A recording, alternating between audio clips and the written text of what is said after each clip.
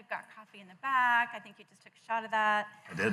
Welcome. It's really nice to be here with you. I'm Suzanne Kelly. I'm the founder and CEO of the Cypher Brief, which is a media organization focused only on national security issues. And cyber, as you can imagine, is a huge part of what we do. So it's a pleasure to be here with Rob Silvers. We're talking about perspectives from Homeland Security.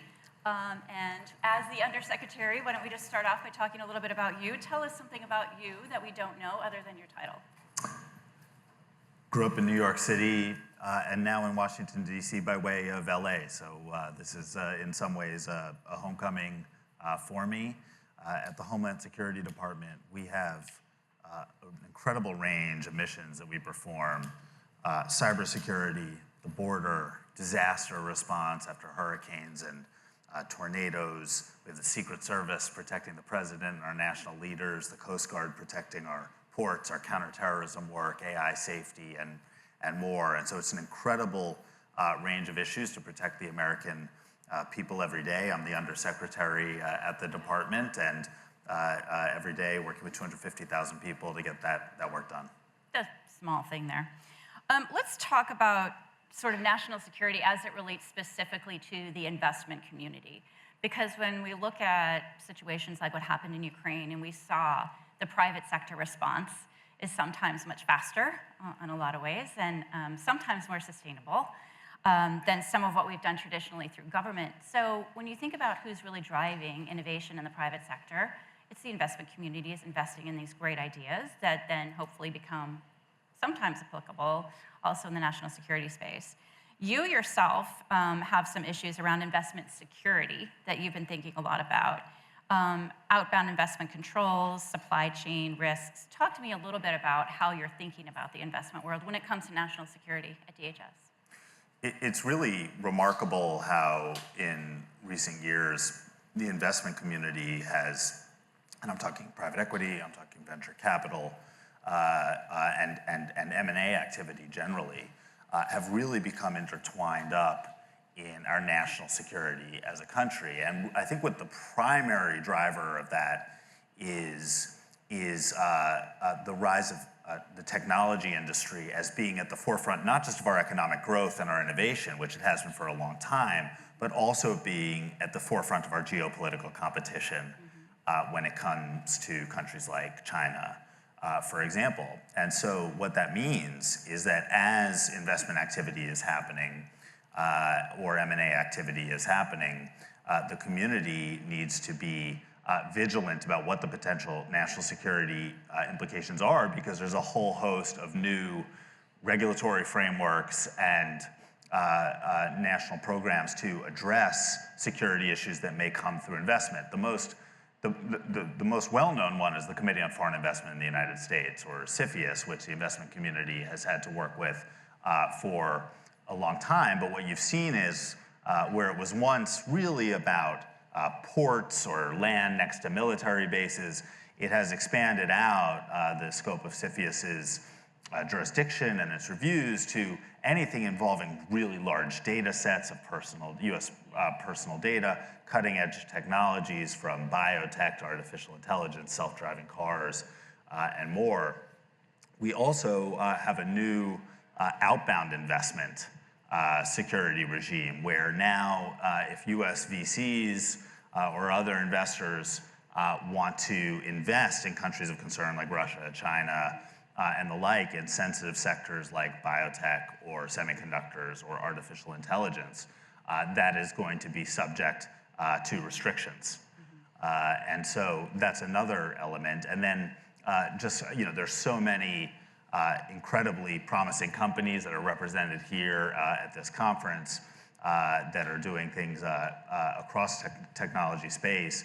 And we just announced the president signed an executive order last week that will restrict bulk data transfers to China and other countries of concern if there's large stashes of genomic data or biometric data or other sensitive geolocation data or other sensitive categories. And so what the business community is finding and the investment community is finding is that they are actually right smack in the action of the geopolitical universe right now.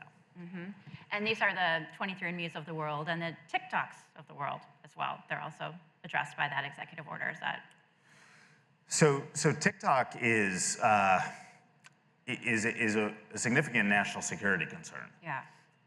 You've got an app that is used by 150 million or so Americans, where you have a system in China where if the government wants data or wants the support of one of its technology companies, under Chinese law, the company they're obligated to provide that assistance to the Chinese government. And so you're talking about access to American sensitive data, their geolocation data, what kind of content they like to consume, who they communicate with. Right. You're also talking about who's designing and making adjustments to the algorithm that decides what content to push to users. And we wouldn't want to be in a situation with TikTok or any other app where you have a foreign adversary that's in a position to manipulate content flow to the American people at scale. So we have endorsed legislation. We need the right authorities to take certain actions. We've endorsed legislation, bipartisan legislation, that would equip the US government with the tools to address foreign-controlled apps that may be ultimately controlled by adversarial countries. I think that's a super fascinating topic just because it touches, I think, almost every single one of us in one way or another. At least anyone who has children, for sure, knows what the issues are. Let's talk a little bit about what you mentioned before, this intersection between sort of investment and also national security. We talked about sort of like CFIUS, which most people already know, sort of the laws and the regulations around what you can and can't invest in, and it's pretty extensive. What are you seeing as the opportunities to take away some of the bureaucracy, but keep in place some of the national security concerns that a lot of companies or investments might have around them naturally, either through who is investing in them or what's happening to the technology once they create it? How are you thinking about sort of that relationship and making it easier instead of harder?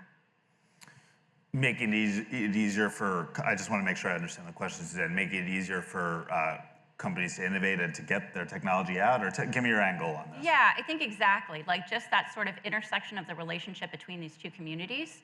Yeah. It's difficult. It's a difficult line to walk, and you're unfortunately the guy on the line, so.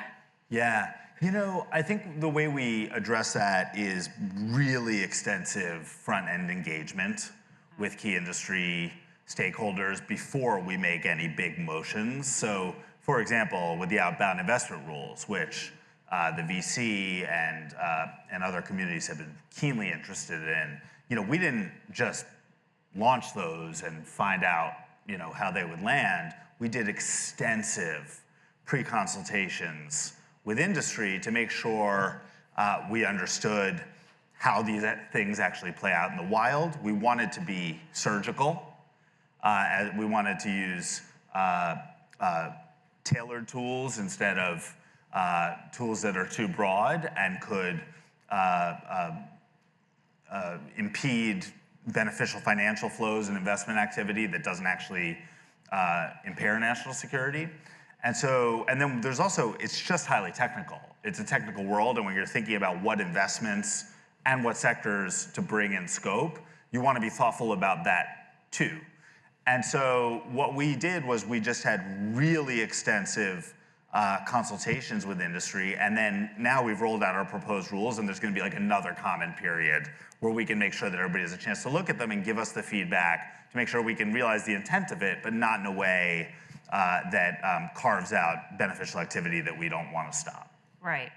All right, let's talk about President Biden last week directed a number of agencies that included DHS to help support AI innovation and to protect national security. Let's come at it from this angle. How are you approaching that at DHS?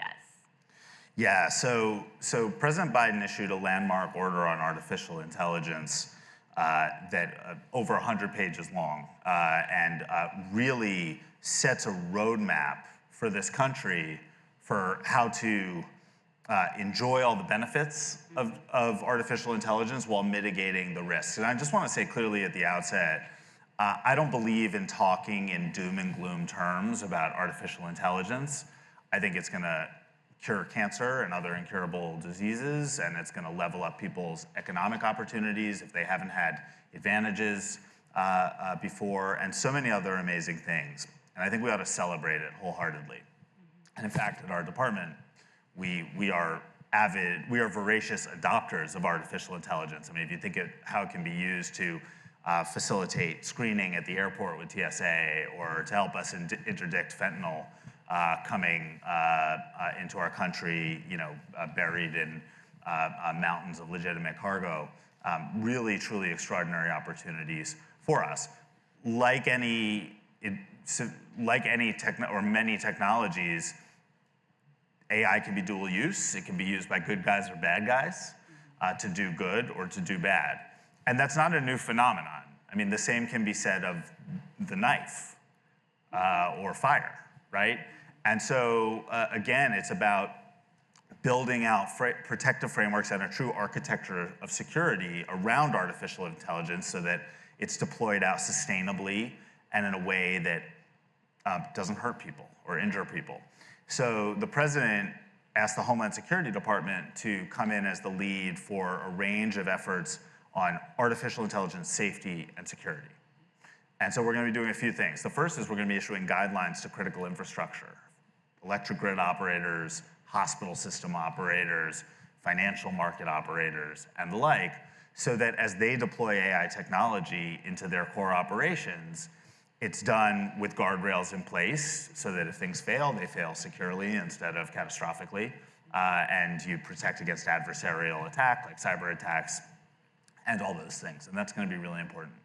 We're also launching a new artificial intelligence safety and security board, and it's going to be chaired personally by the Secretary of Homeland Security, and some of the members are going to be the federal government's leads on AI safety and security, and then other members are going to be luminaries from the private sector, from industry, from civil society, civil liberties groups, academics, researchers, and very senior executives at the leading AI companies to come together and develop actionable solutions and frameworks for how companies, from the AI model, the frontier model developers, all the way to the corporate end users, can make sure that they're designing these products in a secure way and then deploying them in a secure way. Yeah. I remember way back around 9/11, there was a lot of talk afterwards about this lack of imagination and being able to imagine that something like that could happen here in the US. I'm wondering, as you're thinking about AI and how quickly technology is developing, how adversaries are already adapting very fast to using AI, I'm wondering how you're thinking through the art of imagining what might be possible at DHS so that you're more on the predictive edge and prepared as opposed to playing catch up after something catastrophic happens. Yeah, it's really important to sort of think big and have contrarian thinking and challenge each other to make sure that we don't have blind spots and that we're thinking through all the possibilities. We have an intensive intelligence unit that helps us do that, and we consult regularly with security experts from around the industry to challenge ourselves and make sure we're not kind of getting into like our own like thought bubbles or groupthink around that. To date, there's a lot of talk about is AI going to enable cyber attackers to launch more devastating attacks? Is it going to help defenders to defend their systems better?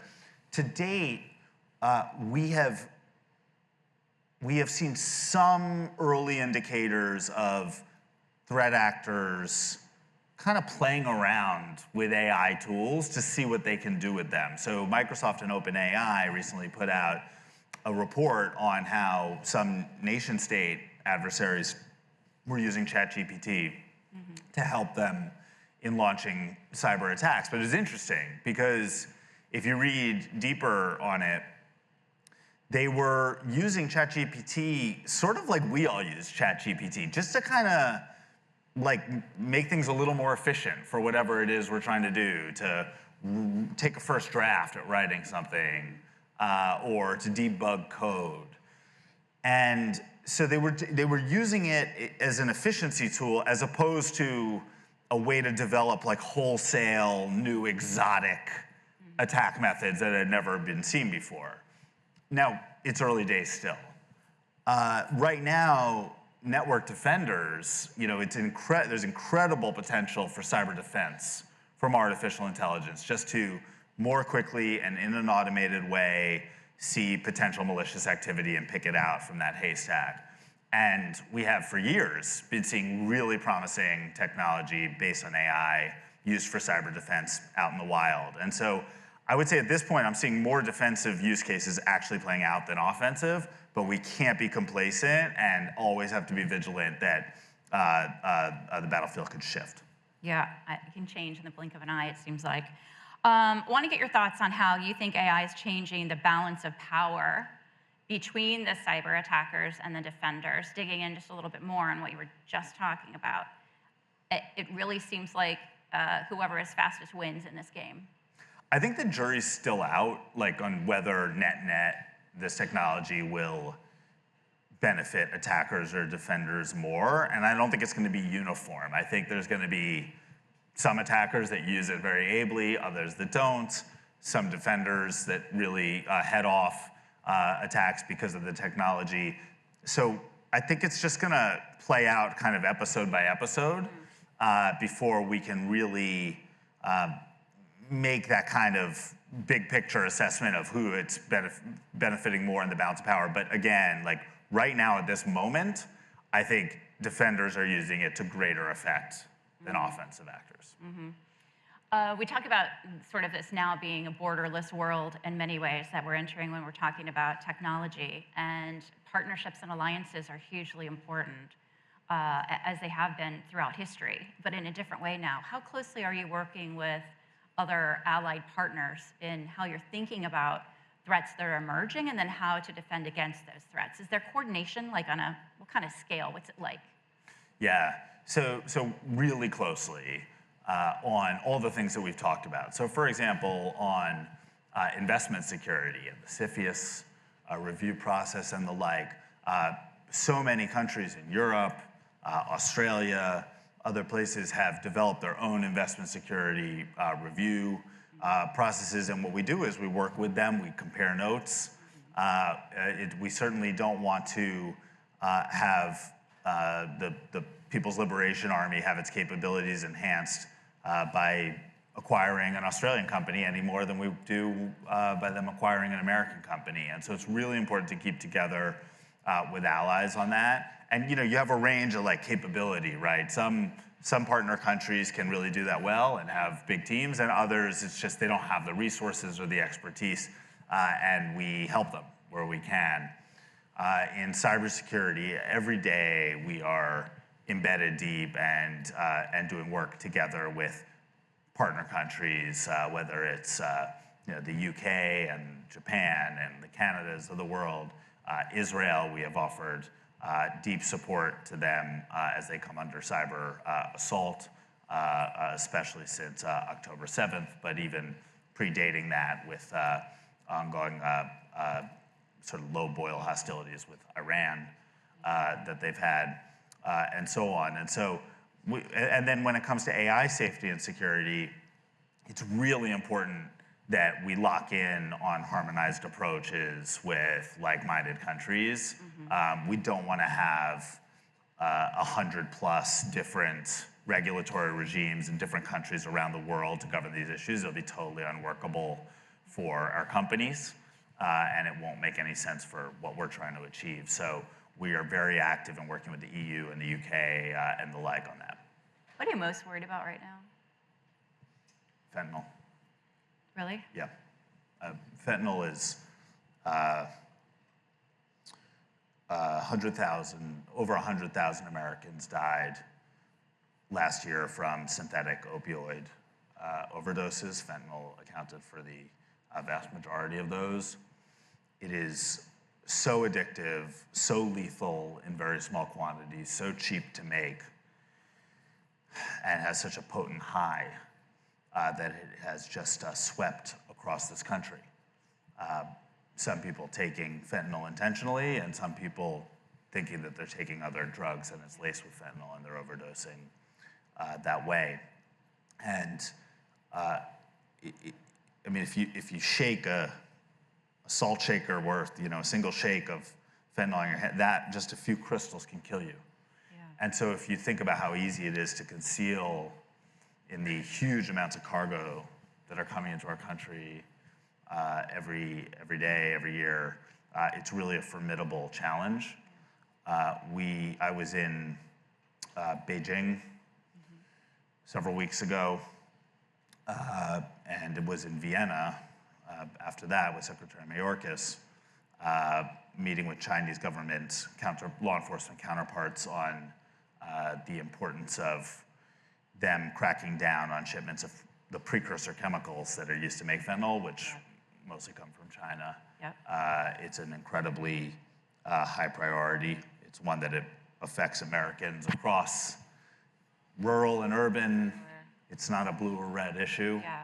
It just affects families. So let me ask you this. If that's your number, we don't have to put numbers on them. I'm sure you have a lot of worries, and I don't want to know what all of them are because I won't sleep tonight. But if that's a serious concern for you, how are you thinking about technology and addressing the fentanyl threat in the U.S.? Yeah, so we are aggressively purchasing and deploying out on our borders what we call non-intrusive inspection technologies that are very promising in how they can detect fentanyl that is concealed in a truck or a car or a cargo container. We think artificial intelligence is going to have potentially powerful impacts if you can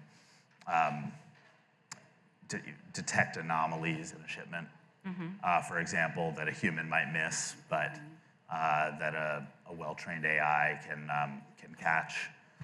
That's going to have a lot of promise, and we're investing heavily in that. So technology absolutely is at the tip of the spear of our strategy here. So detection technologies in particular.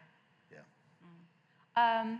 What do you think the biggest opportunity is right now? And I want to just come back to this because it's how we started the conversation, but that intersection of national security and the private sector.